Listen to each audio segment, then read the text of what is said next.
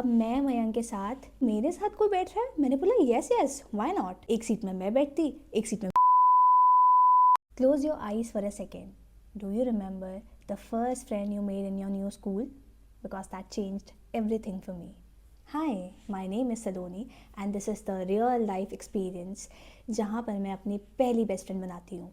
And touch wood, वो आज तक मेरी बेस्ट फ्रेंड है और आज तक मेरे साथ है। तो बात है 2018 की, मैं 7th में थी और नया स्कूल था और 2-3 दिन तक मेरे साथ कोई नहीं बैठा। 3 दिन के बाद एक पंजाबी लड़की आती जिसका नाम नवनीत था। एवरेज पंजाबी गर्ल, लंबे बाल, कॉन्फिडेंट वॉक और सबसे ख़ास बात उसकी इंग्लिश इतनी अच्छी थी ना, मतलब आई वॉज तो really impressed. She gave her intro and मैं पहले सीट में थी तो वो मेरे पास आके बोलती, मे आई सिट विथ यू? मैंने बोला मेरे साथ कोई बैठ रहा है? मैंने बोला यस यस व्हाई नॉट। तो फिर उसके बाद क्या होता कि नवनीत से मेरी बात 2 दिन तक होती है और 2 दिन के बाद उसकी वाइब पीछे की कोई लड़कियों के साथ सेट हो जाती है। तो मेरे अंदर तो ऐसे सेल्फ एक्सेप्टेंस आ गया था। मैंने बोला भाई मैं ही बोरिंग हूँ, कोई मेरे साथ बैठना भी नहीं चाहता है और मेरे को इस चीज़ को लेकर इसे ज़्यादा सोचना भी नहीं चाहिए। तो अब मेरा शेड्यूल क्या था, मैं स्कूल जाती, एक सीट में मैं बैठती, एक सीट में मेरा बैग बैठता और क्लास अटेंड करती और फिर बस से फिर घर। बस यही चलते रहा 1 हफ्ते तक। जिस बस में मैं आती थी उस बस में 2 लड़कियां आती थी, मनसा और वैष्णवी दीदी। मनसा से मेरी बात वैष्णवी दीदी के थ्रू हुई थी और मनसा मेरी क्लास में पढ़ती थी। तो मनसा काफ़ी शाय, इंट्रोवर्ट, कम बोलने वाली, कम इंटरेक्शन, है ना। तो फिर हमारी ना ऐसे धीरे धीरे बात हुई, कभी होमवर्क को लेके, टीचर्स को लेके, लेसन्स को लेके, और कब वो मेरी अच्छी दोस्त बन गई मुझे तो खुद ही पता नहीं लगा। पर मेरी खुशी ज़्यादा दिन तक चलती ना है। तो फिर आता है हमारा सेशंस डिवीज़न का, कौन 7th A में जाएगा और कौन 7th B में जाएगा। तो सारे बच्चे बाहर खड़े रहते हैं और मैं बस एक ही बात बोलती हूँ कि काश मनसा और मुझे एक सेशन मिल जाए, क्योंकि इतनी मुश्किल से तो एक दोस्त बनी है, अगर वो भी कहीं दूसरे सेशन में चले गई तो हो गया। फिर उसके बाद टीचर मनसा का नाम बुलाते हैं और मनसा सेशन A में जाती है और शी वॉज प्रेइंग इनसाइड कि सलोनी सेम क्लास में आ जाए and I was like standing outside और मैं आउटसाइड प्रे कर रही हूँ कि यार काश मेरे को भी मनसा के साथ भेज दो करके। तो मेरा नाम आता है और मुझे आज भी वो इंसिडेंट याद है कि मनसा ऐसे पीछे टर्न होती और मैं उसको ऐसे जाके टैप करती, मैं कहती hello madam, we are in same class.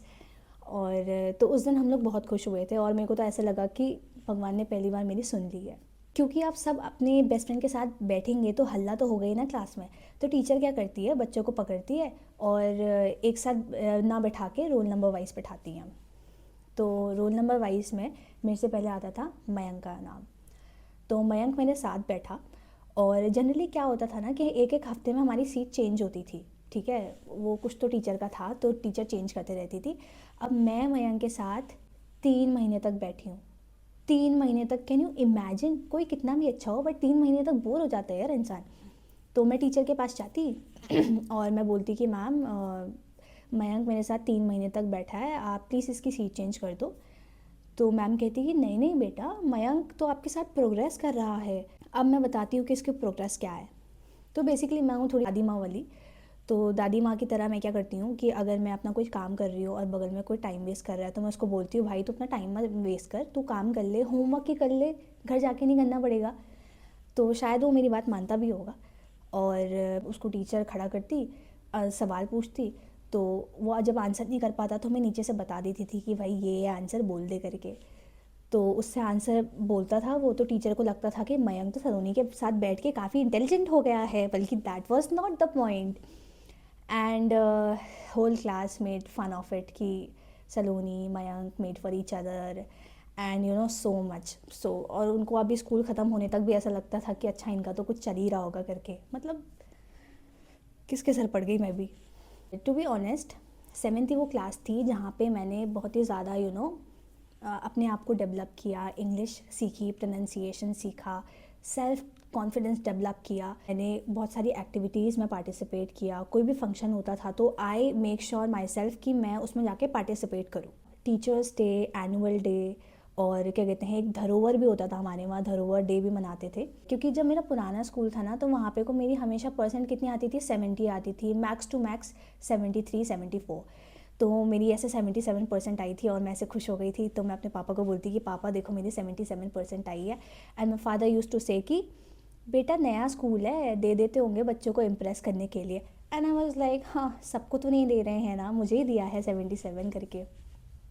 तो that was the incident and that was the story. जितना प्रोग्रेस मेरा 7th क्लास में हुआ, उतना ही डाउनफॉल मेरा 8th और 9th क्लास में हुआ। अब मेरे डाउनफॉल की क्या है कहानी, उसको जानने के लिए बने रहिए मेरे साथ। तब तक के लिए stay real, stay you. Bye bye.